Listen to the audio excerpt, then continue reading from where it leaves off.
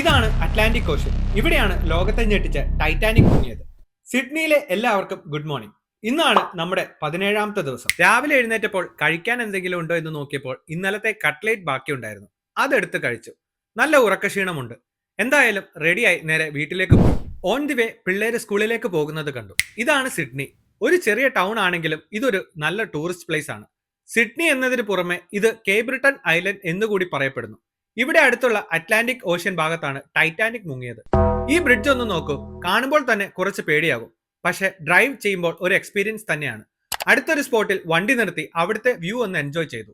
ഇവിടെ അടുത്താണ് world famous ആയ ക്യാബ് ട്രെയിൻ. അവിടുന്ന് വീണ്ടും ഡ്രൈവ് സ്റ്റാർട്ട് ചെയ്തു.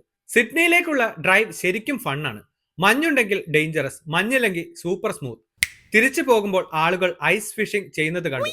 ഇന്ന് റോഡിൽ കുറെ പേർ റേസ് മൂഡിലാണ്. നിങ്ങൾ പൊക്കോ എന്ന് ഞാനും വിചാരിച്ചു. അങ്ങനെ ഇന്നത്തെ ഡ്രൈവ് കംപ്ലീറ്റ് ചെയ്തു. നാളെ കാണാം അടുത്ത വ്ളോഗിലൂടെ.